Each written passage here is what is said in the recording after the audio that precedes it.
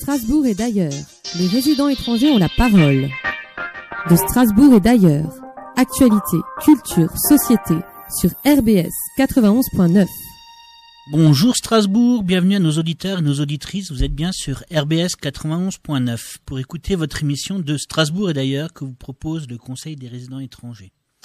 Pour m'accompagner au micro et vous donner à entendre la voix du monde, la talentueuse Nabou. Bonjour Nabou. Bonjour Strasbourg, bonjour à toutes celles et ceux qui nous écoutent. Au micro et à la technique, Eric. Bonjour Eric. Bonjour Nabou, bonjour à tout le monde. Alors, quel est le sujet de notre émission aujourd'hui ? Alors, aujourd'hui Eric, nous allons aborder les nombreux problèmes que pose le mouvement du Bastion social, un mouvement issu de l'extrême droite. Alors, tu peux nous en dire plus ? Oui, apparemment, ce sont des militants du GUD, ce qui signifie le groupe unitaire de défense. C'est un groupe très marginal dont j'ai pu mesurer la dangerosité de son discours. C'est un mouvement d'extrême droite qui apparemment est né des suites de mai 68. C'est une espèce de mouvement contre mai 68 à l'origine, dont le but explicite est de combattre l'invasion par les étrangers et les gauchistes. Alors à Lyon, en mai dernier, est né le Bastion social. C'est des membres du GUD qui ont investi un local pour donner un logement aux Français dans le besoin. Inutile de dire que la sélection est draconienne et que la moindre trace de bronzage est absolument interdite. Voilà, ils mènent aussi des actions comme distribuer de la charcuterie pour que les SDF non juifs, non musulmans ne puissent profiter de cette nourriture, la distribution SDF. Alors, comme vous pouvez l'entendre, ce groupe mène des actions ouvertement discriminantes sous de faux semblants d'action sociale. Mais en plus de ça, les discours tenus par les leaders du mouvement prônent ouvertement cette posture. Alors pour eux, c'est la préférence. Il faut aider les gens qui sont dans le besoin, mais uniquement les Français. Ils s'en cachent pas. Voilà, ils s'en cachent pas du tout. D'accord. Mais en plus de ça, ils se disent ouvertement nationalistes, identitaires, défenseurs de ce qu'ils appellent eux la justice sociale, mais c'est une justice sociale qui se base sur la discrimination. Mais en plus, l'installation dans des locaux du Bastion social coïncide explicitement avec des agressions, des voies de fait sur des étrangers, des étudiants. Alors ce mouvement se revendique explicitement du système de pensée de Julius Evola, un intellectuel italien qui est mort en 1974 et qui est à l'origine du mythe élitiste arien. Alors c'est le mythe qui a nourri le fascisme italien, le fascisme espagnol et le nazisme allemand. Un groupe qui défend nationalisme social et utilise comme référence la mythologie arienne, ça devrait dépasser le stade de la préoccupation et ça devrait vraiment susciter, faire comprendre la dangerosité du mouvement. Dans une région qui a vécu plus de 4 ans sous le régime national-socialisme, les nazis quoi. Ouais. Mais pour provoquer il faudrait vraiment provoquer un véritable tollé dans la population. D'accord. Alors, nous avons rencontré et interviewé Siamak Agababaye et Frédéric. Et Frédéric Dufresne. Dufresne, voilà, pardon. Alors, nous allons leur donner la parole avant une petite pause musicale. Bonjour Siamak Agababaye, est-ce que vous pouvez déjà vous présenter Donc Siamak Agababaye, conseiller municipal de Strasbourg et vice-président de l'Eurométropole de Strasbourg en charge de la politique de l'habitat. D'accord. Donc du coup, nous nous rencontrons déjà pour parler de la question du bastion social, des problèmes qui sont posés par les activistes du bastion social et puis de quelle posture prendre aussi par rapport à ça. Donc, quel est votre avis déjà sur le... Moi, dans l'absolu, je ne suis pas forcément pour interdire aux gens de s'exprimer, mais quand ça amène à des actions violentes, et c'est le cas de ce groupe, quand il y a des membres du groupe qui sont impliqués dans des actions violentes, des altercations, où il pourrait y avoir des problèmes pour l'intégrité physique des personnes et éventuellement, possiblement des morts, là je pense qu'il faut intervenir. Et visiblement, c'est le cas de ce bastion dit social. Mais on est un peu coincé aujourd'hui sur le plan légal et juridiquement pour pouvoir intervenir. C'est-à-dire que soit le ministère de l'Intérieur prend un arrêté et propose la dissolution de ce groupe-là. Et donc, en tant que tel, on peut arrêter l'activité du groupe. Soit il faut que le préfet ordonne pour des raisons de sécurité la fermeture de ce lieu-là, soit, et je pense que c'est la troisième solution qui est peut-être la solution à explorer, il va falloir qu'on puisse convaincre le propriétaire du lieu de ne plus louer aux bastions sociales Et que si on est assez nombreux à le suggérer aux propriétaires, possiblement, voilà. Moi je pense que c'est dans ce type de démarche qu'il va falloir être. Ensuite, moi la question que je me pose, c'est bastion social, c'est la partie émergée de l'iceberg. Mais qu'est-ce qui s'est passé ces dernières années pour que ça puisse exister aujourd'hui? Et c'est peut-être toutes les digues qui ont cédé. C'est aussi une parole parfois d'extrême droite qui est allée jusqu'à la tête de l'État, jusqu'aux expressions de différents ministres de l'Intérieur, de Nicolas Sarkozy, ministre de l'Intérieur, Nicolas Sarkozy, président, Manuel Valls, ministre de l'Intérieur, Manuel Valls, Premier ministre, Gérard Collomb, ministre de l'Intérieur. Et on se dit que là, quelque part, c'est aussi des paroles qui ont légitimé au plus haut point de l'État la parole d'extrême droite.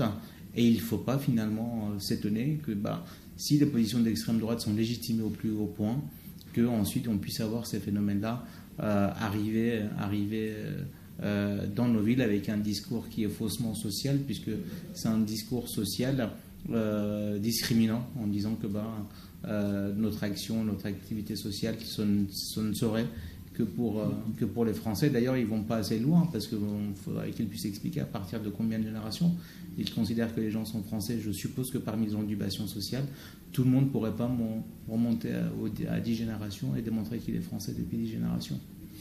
Oui, c'est d'autant plus compliqué qu'ils se sont installés en Alsace et que trouver des Alsaciens de France depuis 10 générations, c'est pas évident. Du coup, j'avais une autre question aussi, parce que on sait que le bastion social, c'est une émanation du BUD, et que le BUD, pendant plusieurs années, a été un groupuscule très discret, mais quand même très actif et même connu pour des actions plutôt violentes. Et comment ça se fait du coup en plus de la question politique, est-ce que... Là aussi, moi quand j'étais étudiant, je militais dans un syndicat étudiant sur l'université, c'est que le but était vraiment groupusculaire. Il rasait les murs. Aujourd'hui, c'est plus le cas. Mais si c'est plus le cas, c'est que l'ambiance a changé, c'est que le sens commun a changé. Et dans ce sens commun, il est très simple à dire, il y a trop d'immigrés, c'est les immigrés qui mangent le pain des Français, c'est le problème finalement, c'est les immigrés. Sans pointer de dire que le problème c'est le système économique et social, le problème c'est les privilégiés et pas forcément la personne immigrée. Et puis au-delà de ça, c'est aussi quelque chose qui a dérivé dans notre élan universel d'entraide envers nos semblables. On peut être sur des positions pour dire moi par exemple je souhaite qu'on soit plutôt sur la défense des Français, je veux bien l'entendre, mais où est l'humanité quand on est dans des pratiques de ratonnade, quand on est dans des pratiques comme on a vu par exemple dans les montagnes des Alpes, sur le fait de fermer les frontières et de pourchasser certaines personnes. Et je considère qu'un certain nombre de politiques, dont les différents ministres de l'Intérieur, qui pour des postures, pour plaire à un certain électorat, attisent ce genre de discours et sont directement, pour ma part, responsables de la montée de ce genre de pratiques. Et puis, il appartient à tous les mouvements qui se disent contraires à cette disposition-là de se mobiliser, parce qu'il y a quelque chose qui a probablement été perdu dans la société française, c'est la bataille culturelle qui devait être menée au nom de l'égalité, notamment par la gauche, mais de manière générale par l'ensemble des républicains, contre une discrimination en raison de l'ethnie, en raison de la culture, de la langue ou de l'origine du pays duquel on vient. Est-ce qu'il n'y aurait pas aussi un peu une idée de pouvoir assumer notre propre histoire en tant que nation, en tant que décision politique? Parce que, je donne l'exemple, on parle de la Syrie, de l'immigration de la Syrie, mais la France, politiquement, a une sacrée influence sur l'existence de la Syrie en soi, oui. Et à générer un certain nombre de choses qui sont à l'origine des situations qu'on connaît beaucoup à l'étranger. Bien sûr. Mais sans l'assumer derrière. La Syrie étant... la France est le troisième ou quatrième exportateur d'armes dans le monde. Donc à partir du moment où on vend des armes, on sait bien pertinemment que si on vend des armes, ceux qui les achètent, c'est pour faire la guerre. C'est pas pour faire joujou, simplement. Et donc si on fait la guerre, on sait bien que ça va créer des réfugiés. Donc à partir du moment où on participe nous-mêmes au désordre du monde et on pense en tirer profit, il va falloir assumer derrière le fait qu'il y a des déplacements de population. Ou à partir du moment où il y a des inégalités nord-sud qu'on accepte, où la France par exemple diminue son aide à la coopération internationale C'était assumé sous le mandat de François Hollande, assumé sous le mandat d'Emmanuel Macron. À partir du moment où on diminue notre aide à la coopération internationale, il ne faut pas s'attendre à ce que les choses changent. Et que ces migrations... Et là, effectivement, on n'assume pas notre rôle, on ne va pas jusqu'au bout. Et je pense que soit on arrête de vendre des armes, et on commence à être vraiment dans la coopération, on commence à investir sur des projets de coopération sur place pour faire en sorte que les gens éventuellement puissent avoir des éléments pour espérer, pour rester sur place. Mais ce qui est sûr, c'est que quand une personne a décidé, pour avoir un avenir meilleur, de partir, vous pouvez mettre tous les murs du monde, tous les systèmes sécuritaires du monde, vous ne découragerez pas. Il y a eu un sursaut aussi à un moment sur les vagues d'immigration, quand il y a eu cette fameuse photo de bébé qui était passée par une de Libération. Est-ce que ce mouvement-là fait comme un soufflet et retomber tout seul? Oui, mais parce qu'on reste que sur de l'émotion et sur d'une image qui parfois est utilisée par certains pour se donner bonne conscience. Je veux dire, il faut quand même dire les choses clairement. La France aujourd'hui n'est pas le premier pays d'immigration en Europe. N'est pas le premier choix des migrants, parce qu'on sait que c'est difficile, on sait que venir en France c'est un chemin de croix, et donc la France est même pas dans la première moitié du tableau des pays en Europe qui accueillent des immigrés. Donc il faut arrêter de faire de ce problème-là le problème numéro 1 de la France, quoi. Je pense qu'il y a aujourd'hui un certain nombre de vérités à dire, et malheureusement ces vérités-là, elles ne sont pas dites de la vérité, que c'est que la France est de moins en moins pas un pays d'immigration, que les gens ne veulent pas venir ici, et ça doit nous interroger sur notre rapport au monde. Dire, est-ce qu'on souhaite rester un pays qui se renferme de plus en plus? Est-ce que l'identité française doit se construire qu'à partir d'elle-même, alors que toute identité est une construction pluraliste? Et est-ce que la France, qui bien sûr ne peut pas accueillir l'ensemble du monde, personne ne l'a dit, mais qu'elle puisse accueillir sa part juste, eu égard à ce qu'est son histoire, eu égard à ce qu'est sa vocation universaliste, mais peut-être eu égard aussi aux dégâts et au désordre et au chaos qu'elle cause aussi dans le monde en vendant des armes. Mais du coup, on a beaucoup plus parlé de l'immigration que du bastion social, mais d'une certaine façon, c'est aussi contre le discours facile du bastion social. Est-ce que ce ne serait pas aussi une solution à un moment pour... moi, je pense que oui, je pense que fermer le bastion social est une chose, empêcher des gens qui sont violents d'agir est une chose, mais c'est contre le discours qu'il faut lutter. Et il faut faire changer le sens commun. Faire changer le sens commun, ça veut dire faire émerger un discours qui puisse expliquer aux gens c'est quoi aujourd'hui la réalité de l'immigration, c'est quoi l'apport ou pas, ou la richesse créée ou pas par les immigrés de manière assez objective. Et puis dire clairement que la France, comme l'a fait l'Allemagne, peut accueillir tant de personnes par an, et puis on s'engage à le faire, quoi. Je veux dire, aujourd'hui, on a un pays de 60 millions d'habitants, et on a à peine 100 000 demandes d'asile chaque année. Dire qu'on est en incapacité d'accueillir ça, dire que c'est un flux ininterrompu, dire que ça, c'est simplement des mensonges, ou alors c'est de ne pas avoir une autre opinion de la France. Et donc moi, je pense que c'est ce sens commun qu'il va falloir changer, et ce sens commun, il est aujourd'hui peut-être difficile de le changer, mais il faut qu'on commence toutes et tous à le faire, et de ne plus permettre et de ne plus voter pour des gens comme les Nicolas Sarkozy, comme les Manuel Valls, comme les Gérard Collomb, ou comme toutes les personnes qui les ont autorisés à tenir ce genre de discours. Je pense qu'on a été peut-être parfois trop clément ou trop envers ces personnes-là. Je pense que ces personnes-là sont les premiers responsables de ce qui se passe aujourd'hui. D'accord, bien merci. Merci. C'est Mac. De Strasbourg et d'ailleurs, les résidents étrangers ont la parole. De Strasbourg et d'ailleurs, actualité, culture, société, sur RBS 91.9.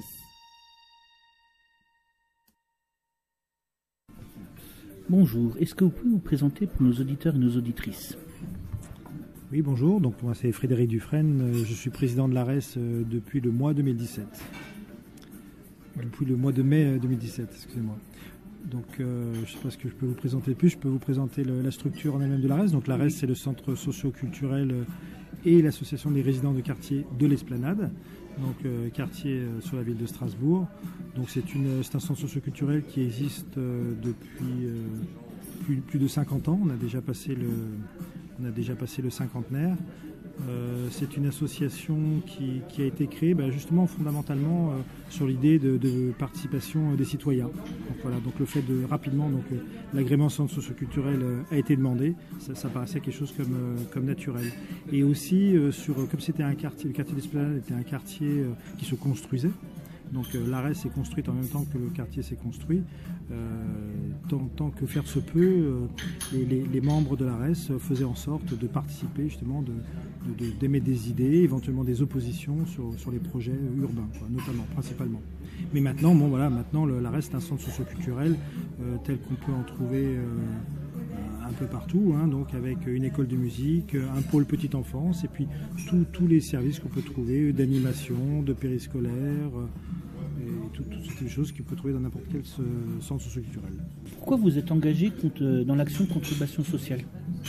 Voilà. Alors pourquoi on s'est engagé contre le bastion social ? Il y a plusieurs raisons. D'abord, individuellement, c'est quand même. Quand on prend individuellement les membres de l'ARES, notamment on en a discuté justement au comité de direction, qui est l'équivalent d'un conseil d'administration d'une association. C'est sûr qu'individuellement, des positions qui sont prises sont assez choquantes. Après, si on s'en tient à l'association en elle-même, l'association a une charte de valeurs depuis 3-4 ans, je ne sais plus exactement, qui de toute façon est en contradiction totale avec les valeurs qui sont véhiculées dans le bastion social. J'en prendrai qu'une. Dans notre charte des valeurs, on fait référence à la devise de la République, liberté, égalité, fraternité.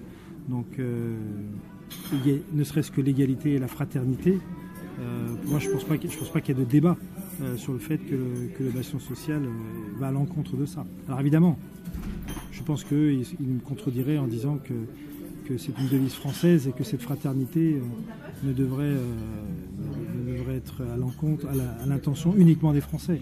Voilà, nous on n'a pas la même lecture. La fraternité, elle est universelle et elle est sans condition. Que représente le bastion social dans un quartier comme celui de l'Esplanade ? Alors, je vais bien répondre à cette question, mais je développerai peut-être un peu. Que représente le quartier d'Esplanade ? Pour le quartier, je ne pense pas que spécifiquement ça soit un problème à l'Esplanade. Je pense que dans n'importe quel quartier, ça peut être un problème, puisque c'est clairement un facteur de désordre. Une position qu'elle y tienne aussi forte, aussi extrémiste, aussi excluante, va forcément poser des problèmes. D'ailleurs, on voit bien la forme qu'ils ont prise, un bar associatif, fermé, que entre eux. C'est quelque chose c'est une sorte de petite entité fermée, dans ce quartier-là. Après, le quartier d'Esplanade, c'est aussi effectivement un quartier qui a ses particularités, puisqu'il est très cosmopolite. C'est aussi un quartier d'étudiants, de jeunes. Donc ça peut être, si comme nous on est à l'encontre de leur idéologie, on peut effectivement craindre qu'ils recrutent parmi les jeunes. Et puis on peut craindre aussi effectivement des désordres du fait qu'on est dans un quartier cosmopolite. Mais moi j'ai pas envie de me restreindre juste à cette idée de quartier. Le bastion social, si on s'informe un peu, on se rend compte rapidement que c'est un mouvement national. On le trouve dans plusieurs villes. Donc même si on peut effectivement constater que leur action n'a pas forcément une très grande ampleur, leur présence à Strasbourg, comme elle est dans d'autres villes, elle était à Lyon, j'ai pas le nom de j'ai pas en tête toutes les villes dans lesquelles ils sont présents, ça leur permet de revendiquer d'être présents sur tout le territoire de la France, quoi.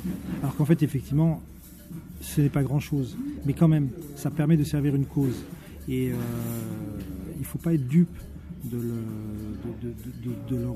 du mot social qu'ils utilisent. C'est une façade. C'est une façade pour véhiculer une idéologie plus large et très malveillante. Est-ce que les citoyens et les citoyennes du quartier, ou même plus largement, sont mobilisés ? Et au niveau des associations, comment ça se passe ? Alors, au niveau de la mobilisation, ça me paraît, ça va être difficile pour moi de parler au nom des citoyens de l'Esplanade. Ce que je peux vous dire, c'est que nous, l'ARES, notre forme de mobilisation, elle n'est pas une mobilisation sur des actions directes contre le bastion social. Il existe un collectif qui a le nom qui est très clair pour la fermeture de l'Arcadia. Nous sommes tout à fait d'accord avec leur objectif qui est la fermeture de l'Arcadia. Par contre, nous, notre action, elle n'est pas directement dans cette intention-là. Donc nous favoriserons, nous faciliterons tout type de manifestation qui serait contre ça, mais nous n'allons pas mener une action directement que j'appellerais politique, pas au sens partisan, mais une action politique contre l'Arcadia. Donc nous, ce qu'on fait, c'est qu'on informe. On a déjà fait un article, ou même plus 2 articles au moins, dans l'ARES Flash, le magazine le journal qu'on fait paraître tous les mois sur le quartier d'Esplanade. Donc on s'est positionné clairement contre. On a donné de l'information sur qu'est-ce que c'était que ce mouvement, d'où il venait, pour éclairer les gens là-dessus. Et individuellement, on va retrouver forcément des gens de l'ARES dans différentes manifestations. Mais nous ne ferons pas d'action directement au nom de l'ARES contre la fermeture de l'Arcadia. C'est plutôt imposé. Et après, on a quand même une action, mais ça, c'est une action qu'on a au quotidien. Nous, on continue notre action au quotidien à l'intention des habitants d'Esplanade, et quel que soit leur niveau de ressources, quelle que soit leur nationalité, quelle que soit leur religion, c'est des choses qui ne nous importent pas. On accueille les gens sans condition et on rend nos services, quoi. Donc, et ça on le revendique. On a aussi une action particulière sur le quartier Vauban-Cité-Spar, où le local de l'Arcadia s'est installé. Donc c'est un quartier prioritaire de la ville. Nous avons un agrément spécifique sur ce quartier-là, parce que justement il y a des travaux spécifiques à mener, parce qu'il n'est pas quartier prioritaire de la ville pour rien.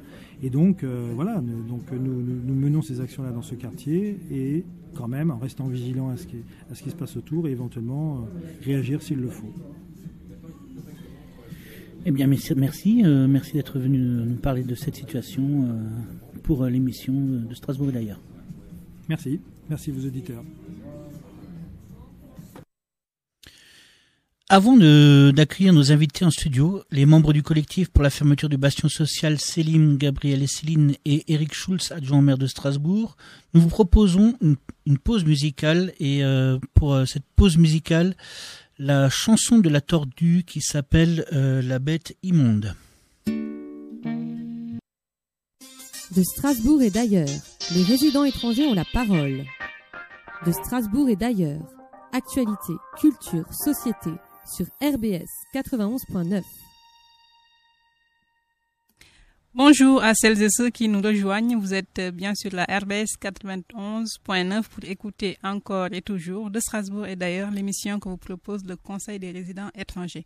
Donc avec nous au studio, donc je vais encore le répéter, Eric avait mal prononcé le nom de Cécile, donc c'est bien Cécile, pas Céline, qu'on a avec nous, Selim et Gabriel et M. Souls, donc du mouvement pour la fermeture du bastion social. Bonjour à vous. Nous allons vous laisser vous présenter à nos auditrices et auditeurs. Comment est-ce qu'il veut? Bonjour. Moi, je m'appelle Salim et je suis un militant antiraciste, donc aussi antifasciste. D'accord. Salut à toutes et à tous. Moi, c'est Gabriel, militant au NPA et membre du collectif Fermons l'Arcadia. Moi, c'est Cécile et je suis membre du collectif Fermons l'Arcadia en tant que parent d'élèves des écoles du quartier, notamment avec la FCPE 67. Bonjour, moi je suis donc Eric Schulz, adjoint au maire de Strasbourg, engagé depuis quelques années déjà dans les combats antiracistes et antifascistes. Et j'ai très très mal accueilli la nouvelle de l'installation du bastion social à Strasbourg en décembre dernier. Alors on va commencer dans le dur par se poser la question de quels sont les problèmes que pose le bastion social. Donc, qui veut répondre en premier? Prenez le micro. Comme vous voulez. Disons qu'on est plusieurs à s'être...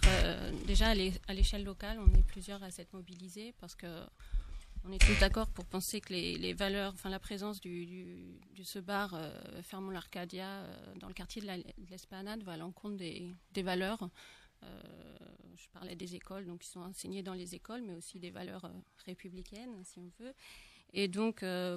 de savoir qu'il y a et des enfants et des riverains et des habitants du quartier, dans ce quartier multiculturel et universitaire qui passent tous les jours devant ce local dont les maîtres mots sont la xénophobie, la haine de l'autre et la violence. Voilà, pour nous, c'est tout simplement inacceptable. D'accord. Ouais, alors concrètement, en fait, les problèmes que pose le bastion social, c'est déjà que ceux que posait à l'époque le GUD avant son autodissolution. C'est-à-dire que les membres du bastion social aujourd'hui, ce sont les mêmes que ceux du GUD anciennement. Pour donner un exemple, après l'attaque de la manifestation du 7 mai, la manifestation dont le mot d'ordre était ni Le Pen ni Macron, les membres qui nous ont attaqués, c'était des membres du futur bastion social, dont le trésorier de l'association Bastion Social, qui prit de la prison avec sursis à cette occasion et qui a fait du ferme par la suite. Parce que voilà, depuis l'ouverture, le Bastion Social a été à l'origine de plusieurs agressions de caractère raciste ou dirigées à l'encontre du mouvement social. On a eu, le jour même de l'ouverture du local, on a eu une agression sur un jeune d'origine algérienne à 20-sur-1. Le 20 janvier, on a eu une agression à la suite d'une manifestation antifasciste sur deux manifestantes et sur un conducteur de tram qui s'est fait taper. On a eu ensuite le 28 mars une agression sur des jeunes étudiants mobilisés contre le projet de loi orientation et réussite des étudiants qui ont enlevé des affiches racistes du bastion social sur la fac et qui se sont fait, mais véritablement dans une scène dans une scène dramatique, ils se sont fait courser, taper dans le dos, à terre, par une bande de mecs entraînés avec du matériel d'attaque, etc., quoi. Donc au-delà des agressions, le problème que ça pose, c'est aussi l'ambiance globale dans le quartier de l'Esplanade, où il y a des gens qui, pour aller à la prière, pour aller à la mosquée, ils sont obligés de passer devant un local dont ils connaissent très bien les idées, qui sont complètement racistes et islamophobes au premier plan, quoi. C'est des altercations dans la rue parce que ces gens-là, ils privatisent le trottoir devant chez eux. C'est-à-dire que pour passer dans cette rue Vauban, maintenant, parfois, il faut changer de trottoir, quoi, si on veut être au calme sans subir de violences verbales ou autres. Donc voilà, ça, c'est un petit aperçu seulement, en fait, des problèmes que pose le bastion social. D'accord. Alors, de mon point de vue d'élu, moi, je dirais que le bastion social pose un certain nombre de problèmes, de questions, de plusieurs ordres. Il y a d'abord, ça a été dit à plusieurs reprises, mais il y a d'abord l'idéologie dont il se veut porteur. Une idéologie raciste, ouvertement discriminatoire, excluante, qui prétend se positionner sur le terrain de la solidarité comme si à Strasbourg aucune œuvre de solidarité n'existait, même si on n'en fait jamais assez en matière de solidarité, d'arriver là et de prétendre diviser et d'opposer les plus fragiles et les plus pauvres entre eux, et de créer un clivage au sein de la population. Ça, c'est le premier type de problème, une idéologie qui n'est pas acceptable. Derrière ça, on voit très bien aussi dans tout ce qu'ils mettent en œuvre depuis le 9 décembre que ce prétexte social est un cache-sexe qui leur sert à promouvoir d'autres idées. On le voit dans la longue liste d'invités qu'ils ont fait venir à Strasbourg ces derniers mois. Le premier étant un Italien qui a été impliqué dans l'attentat de la gare de Bologne au début des années 80. Ensuite, ils ont enchaîné avec des néo-franquistes espagnols. Ils ont continué avec un nationaliste serbe. Ils ont invité Bruno Gollnisch. Ils ont invité hier des militants d'Obdoré, qui est qualifié d'organisation criminelle en Grèce depuis 2015 pour le meurtre d'un jeune homme en Grèce il y a 5 ans. À peu près au moment d'ailleurs où Clément Méric était assassiné aussi dans les rues de Paris. Donc on voit très bien que derrière le vernis déjà bien craquelé social que veut mettre le bastion social en avant, on a derrière autre chose, un projet politique qui est fondé à la fois sur la violence, ça vient d'être rappelé, et qui est fondé aussi dans la contestation de l'ordre politique et social que nous avons au niveau national, au niveau européen ou au niveau municipal. Donc l'ensemble de ces éléments étant posés, avérés et constatés même par des décisions de justice, je pense qu'on a là déjà 3 bonnes raisons pour dire que le bastion social n'est pas le bienvenu à Strasbourg et qu'il faut agir de manière très très ferme, à la fois pour expliquer à la population ce que sont ces gens-là, ce qu'ils font et pourquoi nous demandons la fermeture de cet établissement à l'État dans les délais les plus rapides. D'accord. Oui, donc je ne vais pas répéter tout ce qui a été dit. Pour moi, il y a 3 problèmes majeurs en fait. Le premier, c'est une question de sécurité toute simple. Ce que viennent de rappeler mes camarades. Par exemple, le Bastion Social, qui est un mouvement aussi national, il y a des militants du bastion social d'Aix-en-Provence qui ont été jugés, dont beaucoup ont été relaxés d'ailleurs, pour l'agression d'un couple musulman. Très récemment, il y a des attaques de l'extrême droite, même si c'est pas directement le bastion social, contre des étudiants. Le meilleur exemple, c'est ce qui s'est passé à Montpellier, etc., etc. Donc d'une part, il y a ça. Il y a leur lutte idéologique, c'est-à-dire les personnes qu'ils invitent, avec qui ils organisent des conférences, etc., etc. Ce qui vient d'être répété, donc je vais pas le redire. Et enfin, il y a le problème du rapport de force, c'est-à-dire que le bastion social, qui est une mouvance d'extrême droite extra-parlementaire, fait pencher le rapport de force très clairement vers l'extrême droite. C'est-à-dire pas uniquement au niveau extra-parlementaire, mais aussi vers le Front National. Même si ce n'est pas des membres du Front National, vu qu'ils ne se présentent pas aux élections, il faut voir aussi qu'il crée un climat dans lequel le Front National et d'autres organisations d'extrême droite peuvent s'asseoir plus facilement et se fortifier plus facilement. Je rappellerai juste, pour terminer, que dans les années 90, quand il y a eu des lois anti-immigration très fortes en Allemagne, en fait, ça découlait aussi de l'activité de néo-nazis allemands. C'était des sortes de concessions faites aux néo-nazis allemands, et c'est aussi un risque. Le fait que les politiques racistes prises par l'État français découlent aussi de ce genre d'activité. D'accord. Alors, à votre avis, quelles sont les solutions qu'on peut envisager pour la fermeture de ce local et quels sont les moyens d'action dont nous disposons en tant que citoyens ou citoyennes sur le plan politique, par exemple? J'y vais ? Ok. Donc, les moyens d'action pour faire fermer le local. Bon, il faut voir que si on veut faire fermer le local, ce sera probablement une décision venue d'en haut. Donc, c'est-à-dire une décision prise par l'administration. Donc, pour nous, du point de vue du droit, nous on voit essentiellement deux façons de pousser à ce niveau-là. C'est d'une, de faire constater, parce que il est caractérisé, de faire constater le trouble à l'ordre public que représente ce local dans notre ville et dans notre quartier. C'est un lieu d'organisation de ratonnade, on l'a vu à plusieurs reprises. C'est un lieu qui donne la parole à des propagandistes d'extrême droite, du terrorisme, comme à Gabriele Adinolfi. Voilà, je ne vais pas me répéter non plus. Et donc en ça, nous, avec le collectif qui s'est constitué pour faire fermer ce local, une des premières pistes qu'on avait, c'était l'interpellation du préfet. L'interpellation du préfet pour faire fermer ce local administrativement. Donc ça passe par la construction d'un rapport de force antifasciste, c'est-à-dire justement, pour répondre à la deuxième partie de ta question, c'est comment impliquer toutes et tous dans ce projet. C'est très concrètement, ça passe déjà par venir aux manifestations, réclamant la fermeture du local.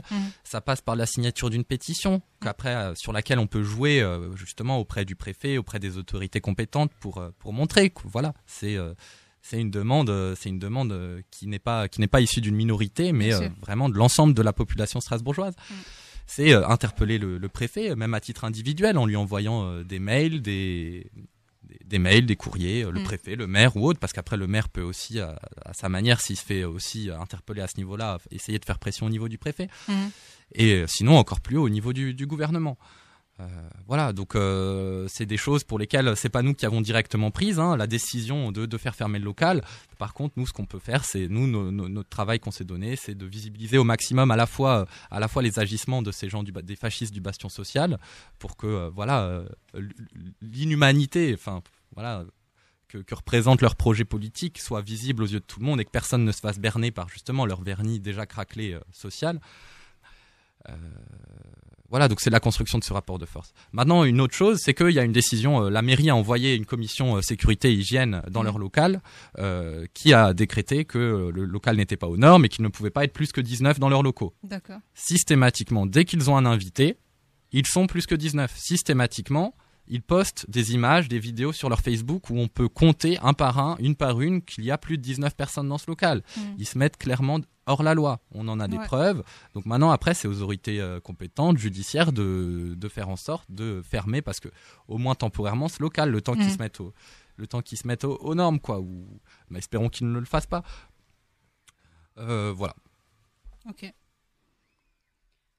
Une autre personne pour réagir. Oui. Allez-y. Je reviens encore une fois à l'échelle locale. Je crois que c'est très important d'informer la population parce que les gens ne sont pas forcément au courant. Ce bar, il a l'air fermé la moitié du temps. Donc les gens pensent que ce bar, il est fermé depuis que le préfet avait demandé sa fermeture, mais il a rouvert. Et il y a des actions.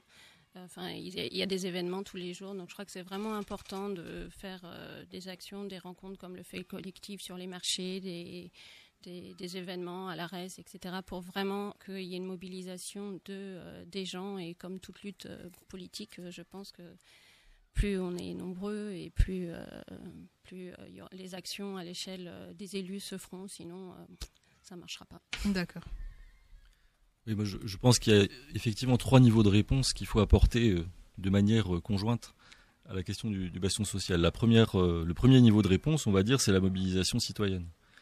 C'est le travail de sensibilisation, ce que font les parents d'élèves, ce que fait le collectif Fermons l'Arcadia. C'est de bien expliquer qui sont ces gens, ce qu'ils font exactement, et de signaler en fait tout ce qu'on peut constater, et de le signaler régulièrement, que ce soit à la ville, au préfet, quand on voit des dérapages, quand on voit des menaces, quand on voit des choses qui se passent dans le quartier, de ne pas rester chez soi, de ne pas sombrer dans la peur ou autre chose, mais de s'exprimer, de faire remonter, alors par le biais du collectif ou directement auprès des différentes autorités, tout ce qui paraît anormal et qui permet de consolider un dossier administratif à l'encontre du bastion social.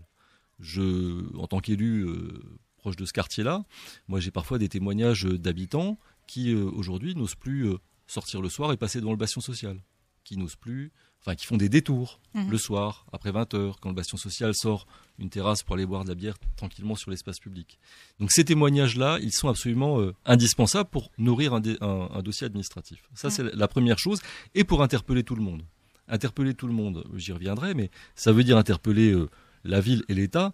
Moi, je suis assez tranquille au niveau de la ville là-dessus, parce qu'on a pris une résolution dès le mois de janvier appelant à la fermeture de l'Arcadia et à la dissolution du bastion social. Il ne faut pas croire effectivement que de par ces décisions-là, les choses se sont calmées. Il faut continuer à faire remonter l'information pour que partout en ville, on sache que le problème n'est pas réglé et qu'il continue à se poser. Le deuxième, c'est le préfet, c'est l'État. Et moi, j'ai toujours un peu de mal à comprendre comment le préfet qui nous fait, à juste titre parfois, des déclarations assez fermes sur tout ce qui relève de la radicalisation violente, peut laisser s'exprimer des gens qui font l'apologie du terrorisme d'extrême droite dans leur local, sans que pour autant il n'y ait la moindre action de l'État à leur encontre. Je pense que là, on a on va dire une disproportion de réaction de l'État par rapport à ça qui mérite quand même à un moment d'être interrogé. La troisième chose, c'est que je pense qu'il faut interpeller aussi tous les endroits où on retrouve les gens du bastion social. On sait qu'aujourd'hui, le bastion social essaie de recruter dans les rangs du supporter du Racing, qui est une bien belle équipe et qui ne mériterait peut-être pas d'être phagocytée comme cela par les militants d'extrême droite. Entre 1993 et 2005, Elsace Corps, qui a été dissous par Dominique de Villepin en 2005, un groupuscule néo-nazi déjà à l'époque, avait fait la même tentative. Moi, je pense que ça serait bien, à un moment aussi, d'interpeller les dirigeants du Racing pour que ce club de foot se déclare club antiraciste et prenne des positions très très claires pour ne pas accepter dans les rangs de ses supporters des dérapages qui viennent par des gens dont nous savons très bien les idées qu'ils veulent propager. Ça, c'était pour le premier niveau d'interpellation. Le deuxième niveau... Du coup, je suis désolé de couper la parole, parce que je me rappelle qu'il y a une semaine et demie, 2 semaines, justement, c'était des militants d'extrême droite qui avaient agressé des joueurs noirs sur un terrain, mais dans un match dans un petit village. Est-ce que c'est aussi Markolsheim, oui. Est-ce que c'est aussi le même mouvement qui intervient et je ne saurais dire si c'est le même mouvement, mais en tout cas, c'est la même mouvance, c'est la même idéologie, et les mêmes causes produisent les mêmes effets. Quand on a tendance à stigmatiser l'autre, on a des dérapages de ce type-là. Après, il faut pas être naïf. Et je pense qu'on a au niveau du mouvement sportif des décisions fortes à prendre, symboliques à prendre. D'autres clubs l'ont fait. Il n'y a pas de raison a priori, ou alors il faut qu'on m'explique pour que le Racing ne le fasse pas. La deuxième chose, c'est les raisons institutionnelles. Comment agir sur le bastion social, c'est ce qu'on a dit tout à l'heure. Je vais essayer d'aller un peu plus vite là-dessus. C'est prononcer la fermeture administrative, prendre des décisions administratives effectivement sur les conditions de sécurité des bâtiments. Après, demander le concours de la force publique pour fermer ces bâtiments-là. Ça, aujourd'hui, nous on estime que la décision, elle est surtout entre les mains de l'État. On a fait des constats. Ça a été rappelé aussi. Notre commission de sécurité est passée et a demandé un certain nombre de respects de règles qui ne sont pas totalement respectés aujourd'hui. Il faut que le préfet prenne une décision par rapport à ça et qu'il ne laisse pas pourrir la situation. Le troisième niveau, c'est ce qu'a évoqué un peu Siama Kagababaye dans l'intervention tout à l'heure, c'est que si on arrivait à fermer ou à dissoudre le bastion social, on n'aurait pas réglé le problème. Derrière ça, il y a une question politique qu'il va falloir prendre à bras le corps. Une question politique qui est à la fois d'agir au niveau français, municipal, français ou européen, sur ce qui fait le terreau sur lequel se nourrit le bastion social, la solidarité, le droit à l'éducation, le droit à la santé, le droit au logement, enfin agir contre l'exclusion, contre ce qui fragilise aujourd'hui les plus fragiles en France, et porter une alternative par rapport à ça. Travailler aussi, ça a été dit rapidement par Siamak, mais sur les politiques d'égalité, de lutte contre les discriminations, d'accueil des étrangers, d'accueil des migrants. Enfin, on a là un travail de fond à mener qui devra être fait de toute manière, quelle que soit la question, la manière dont on réglera, et on le réglera, la question du bastion social. S'attaquer aux racines du mal est aussi important que de traiter le mal en curatif de manière immédiate.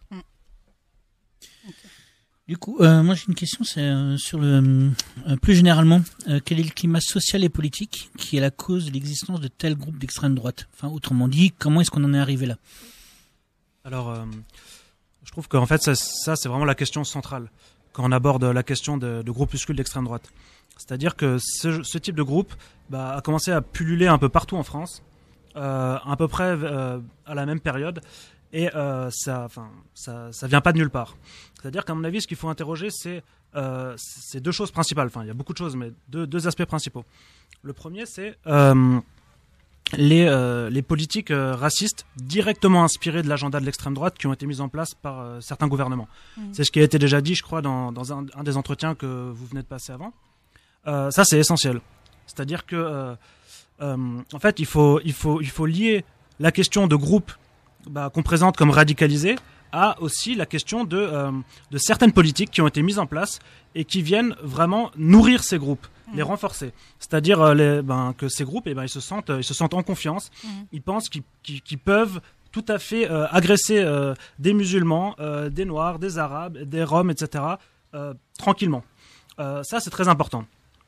La deuxième chose, et qu'il ne faut pas oublier, qui est aussi directement liée à ce que je viens de dire, c'est la répression féroce du mouvement social.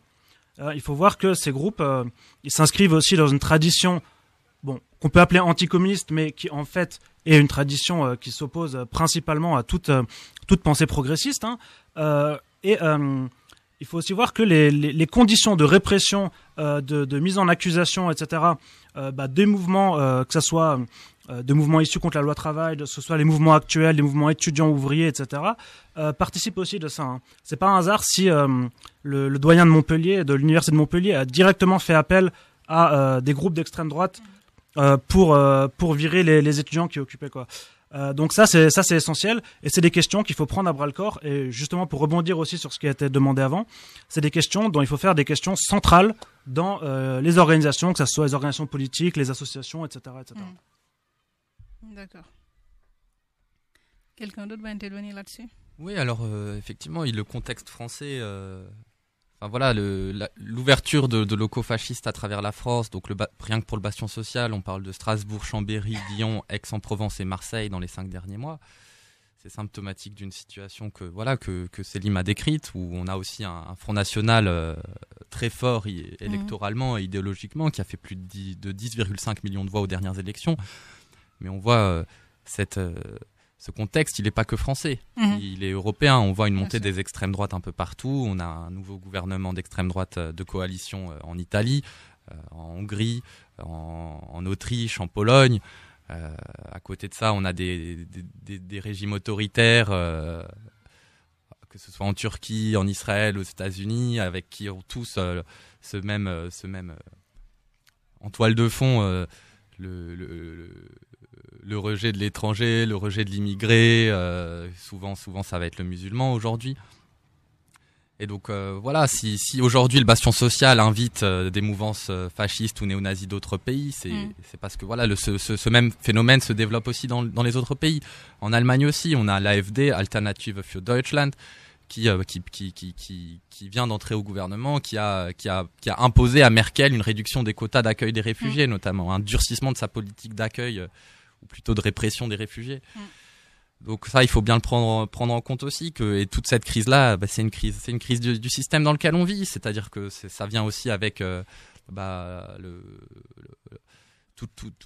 toutes ces personnes qui sont obligées de fuir des contextes de guerre, de catastrophes, de famine, qui subissent les causes du dérèglement climatique et qui sont obligées de traverser la Méditerranée, de traverser les frontières pour venir trouver une vie meilleure ici.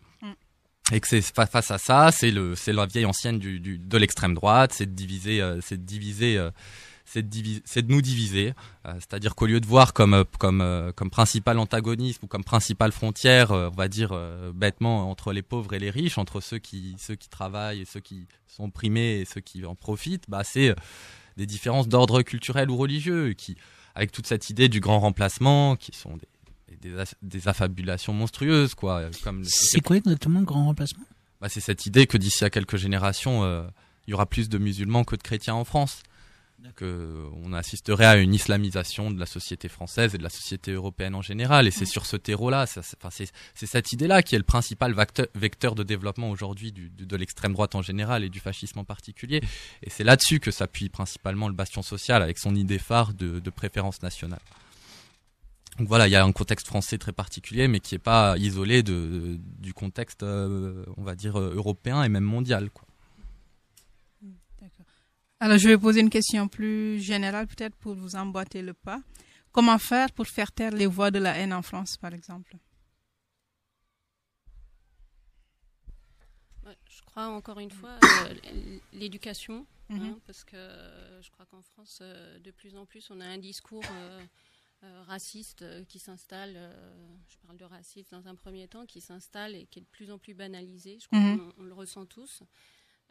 Et donc, faire en sorte que le discours qu'on entend sur les radios, pas la vôtre, mais les radios et les télés, les grands médias change, qu'on arrête de stigmatiser les étrangers, les musulmans, etc. Quand on parle d'éducation, j'écoutais la radio ce matin, on parle d'éducation, on parle des problèmes des mères voilées et des grandes jupes longues, on ferait mieux de parler de programmes d'ouverture pour les enfants, etc. Et ça, on n'en parle pas. Donc c'est peut-être fleur bleue, mais je pense que c'est primordial. Bien sûr. Alors, en fait, je prendrais peut-être la question sous un angle différent, parce que il me semble que les voix de la haine, justement, elles ne sont pas désincarnées. C'est-à-dire que ce n'est pas juste des individus haineux. Ce sont des personnes qui ont un projet politique, qui est haineux, certes, et qui s'oppose à énormément de catégories sociales. Là, je suis tout à fait d'accord. Mais il faut bien voir que c'est des personnes qui se structurent, qui s'organisent en vue d'un objectif politique. Et c'est pas les seuls en France. Bien sûr, il y a le Front National, il y a la Ligue du Midi, par exemple, qui a évacué, entre guillemets, les étudiants de la fac de Montpellier. Il y a la Ligue de défense juive, qui fait énormément d'attaques racistes. Et donc, je pense que c'est très important de percevoir l'aspect politique, c'est-à-dire de ne pas avoir juste une approche morale à cette question, mais de voir que ce sont des personnes qui s'organisent, c'est-à-dire c'est pas juste des individus chez eux qui aiment pas les Noirs et les Arabes, ce sont des personnes qui veulent atteindre un but politique. Et ça, c'est extrêmement important, et c'est pour ça que les moyens de faire taire ça, c'est aussi la contre-organisation. Alors quelle qu'elle soit, ça peut être, c'est pas forcément dans un parti politique d'ailleurs, c'est pas dans une organisation, une association, etc. Mais ça, c'est très important de voir que là, ce qui se joue, c'est un rapport de force. Et ce ne sont pas juste des individus qui ont de mauvaises idées dans l'abstrait, en fait. Ce sont des individus qui ont des idées, mais qui veulent les mettre en œuvre et qui s'organisent à l'échelle nationale, européenne, voire mondiale. D'accord. Moi, je dirais que faire taire la voix de la haine, c'est une chose. Faire en sorte qu'elle ne soit pas écoutée et entendue, ça reste aussi l'enjeu. C'est-à-dire que moi, des gens haineux, ça fait un certain nombre d'années que je fais de la politique, j'en ai vu un certain nombre. Par contre, l'écho qu'ils rencontrent auprès de la population, celui-là va grandissant et c'est ça qui m'inquiète le plus. Donc, je pense que la première mesure en politique, c'est de faire en sorte que des gens qui aujourd'hui peuvent se retrouver dans des situations de fragilité ou de détresse qui donnent du crédit à l'extrême droite, ne donnent plus de crédit parce que nous apportons, nous en politique, au niveau national ou au niveau européen, parce que c'est bien un problème européen, des solutions à ces problèmes-là, et que l'extrême droite ne puisse pas se parer d'oripeaux parlant de solidarité pour attirer à eux des gens qui sont déjà en difficulté. Donc, la première manière de faire taire la voix de la haine, c'est de retrouver la voie de la solidarité, de la justice sociale et de l'égalité. C'est de refaire de la politique de manière active. Et ça nous permettra de dissocier aujourd'hui des gens qui sont trompés par l'extrême droite et qui s'engagent là-dedans parfois par erreur, d'isoler ce noyau d'extrême droite haineux et de le faire passer pour ce qu'il est, et à ce moment-là de pouvoir prendre des mesures administratives et politiques qui s'imposent par rapport à des gens qui menacent un ordre politique.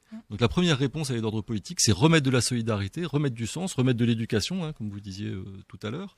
C'est redonner du sens à l'action publique et prendre en compte l'ensemble des problèmes qui peuvent être posés, pas en faisant de la surenchère avec l'extrême droite, mais bien en reposant des valeurs de solidarité actives dans le pays pour déshabiller ce discours d'extrême droite et les isoler et les remettre à leur juste place, c'est-à-dire bien au fond à l'ombre, sans qu'on puisse les voir ou les entendre quand ils s'expriment. Est-ce que ça veut dire aussi s'attaquer à des politiques qui, on parlait de solidarité, de remettre en place la solidarité active. La première forme de solidarité qui existe en France, c'est comme la sécurité sociale, par exemple, et les aides sociales, qui sont rognées, complètement attaquées par des décisions, de vraies décisions politiques et de vraies décisions gouvernementales. Est-ce que c'est aussi s'attaquer à ce genre de choses? Ça veut dire défendre les acquis sociaux, ça veut dire défendre le service public, ça veut dire défendre la sécurité sociale, et ça veut dire aussi conquérir des nouveaux droits. Moi, je suis favorable, par exemple, alors c'est un autre débat, mais à l'instauration de revenus universels. Mais c'est reposer des nouveaux droits qui reposent sur l'égalité et le partage. Je crois que c'est ça les enjeux d'aujourd'hui pour apporter une partie des réponses à la crise, reposer la solidarité et repartir en avant, au lieu d'être sans arrêt tiré vers le fond par des gens comme ceux du Bastion Social, le Front National ou bien d'autres. D'accord. On a déjà parlé de la situation en Europe. Si je peux peut-être me permettre de rajouter un petit exemple qui est assez intéressant, je trouve, justement, pour comment faire taire les voix de la haine en France. Je vais parler de la Grèce, en fait, où suite au développement de l'Aube dorée après 2012, et avant que le gouvernement Syriza ne prenne le pouvoir, quand la télévision publique voulait mettre des images et parler d'Aube dorée, de présenter ce qui sont, de leur donner la voix, donner la parole à l'Aube dorée, et il y a eu les travailleurs de cette télévision publique se sont mis en grève pendant 2 ans. Ils ont occupé et décidé eux-mêmes du contenu qu'ils allaient partager. Donc je pense que, et c'est particulièrement frappant en France, c'est le rôle qu'a joué les médias dans ce dont ils se plaignaient eux-mêmes, la dédiabolisation du Front National, qui va de pair avec la dédiabolisation de ses idées et son imprégnation dans le reste du champ politique. Et donc c'est comment est-ce que chacun, à partir de là où on est, de là où on travaille, comment est-ce qu'on peut être un obstacle à la levée à la montée de l'extrême droite. Et c'est notamment pour les médias de pas donner la parole à ceux qui tiennent des propos racistes, qui, il faut quand même le rappeler, est un délit en France encore aujourd'hui, heureusement. Et cela suffirait en fait à ne pas leur laisser la parole. Peut-être demander aussi aux médias de déconstruire ces discours, les idéologies qui les sous-tendent. Tout à fait, et c'est pour ça Cécile parlait d'éducation, et je pense que c'est un des principaux travaux qu'il y a à faire contre l'extrême droite, c'est déconstruire complètement leur discours, parce qu'il est déconstructible, mais très facilement. La plupart de leurs argumentaires se reposent sur des falsifications historiques, statistiques ou autres, et ça, il faut armer chacun d'entre nous et chacune d'entre nous à ce combat-là. Si je peux juste rajouter quelque chose, je pense qu'il faut déconstruire le discours, mais il faut aussi, et c'est Siama qui l'a rappelé tout à l'heure, reposer les termes de la bataille culturelle, c'est-à-dire reposer un nouvel imaginaire, reposer un nouvel idéal, et être à la fois sur la déconstruction du discours, mais sur la construction d'un discours qui donne envie, un discours désirable qui permet de construire un autre avenir que celui que nous promet l'extrême droite. C'est les deux jambes sur lesquelles il faut marcher. Construire des solidarités, on est d'accord. Bien sûr. Alors, est-ce que vous avez un mot de la fin, parce que notre émission tire vers la fin? Très rapidement, j'appellerai vos auditeurs en fait à essayer d'agir à leur niveau, que ce soit par un engagement concret, politique, etc., ou par d'autres biais. C'est très important en fait de ne pas attendre qu'on soit directement concerné par quelque chose. On peut avoir des enfants, de la famille, etc., des amis qui peuvent être visés par ce genre de groupe. Donc c'est extrêmement important de s'organiser dès maintenant. Et voilà. Principalement le mot, c'est refaire de la politique au sens noble du terme et militant du terme surtout. Bien sûr. Vous avez la parole. Non, rien. Non, mais voilà, oui, c'est ça, c'est ce que Céline m'a dit, c'est-à-dire que la bataille antifasciste, c'est une nécessité. enfin sans vouloir faire d'injonction, c'est-à-dire que c'est un travail qu'on peut tous mener chacun à notre échelle, à l'endroit où on est. Quand on entend des discours racistes, il faut s'y opposer. Quand on entend des discours réactionnaires, il faut s'y opposer. Quand on entend le collègue qui dit que les étrangers volent le pain des Français, il faut être là et juste sortir du lot, montrer l'exemple à d'autres gens qui peut-être autour aimeraient dire la même chose mais n'osent pas forcément. Et jouer ce rôle, que chacun on a un petit rôle à jouer dans cette bataille. D'accord. Oui, non, mais c'est ça, hein, je dirais pas mieux, ne pas céder à la peur ni au découragement, s'investir sur tous les terrains, contre le bastion social déjà, sur d'autres terrains de solidarité aussi. Je pense que la chose la plus importante, c'est de rappeler à tout le monde, à tous les auditeurs, que cet avenir-là leur appartient à tous. Il ne faut pas s'en dessaisir ni auprès de l'État, ni auprès de la ville, ni auprès d'autres. Hein. C'est ensemble qu'on réussira à construire de quoi faire taire les voix de la haine, comme on le disait tout à l'heure. Il faut que chacun s'investisse là-dedans, à son niveau, au moment où ça lui paraît opportun, et c'est comme ça qu'on y arrivera. Merci. Cécile, au mot de la fin. Oui, et savoir répondre, parce qu'on me l'a souvent dit, que quand on me dit c'est la liberté d'expression, c'est pas un parti politique traditionnel, c'est un groupuscule dangereux avec des idées criminelles. D'accord, merci beaucoup. Moi, je voulais juste remercier nos invités, puis dire d'être venus pour parler de ces questions-là, et dire que notre émission est quand même déjà finie. Et merci à nos auditeurs et nos éditrices qui nous sont fidèles et pour ceux qui nous rejoignent aussi. Alors, nous vous donnons rendez-vous le même jour, même heure, la semaine prochaine, sur RBS 91.9, avec l'émission de Strasbourg et d'ailleurs. Et tout de suite, la place est donnée à nos amis d'Afrique Hebdo. Merci RBS. Merci à vous.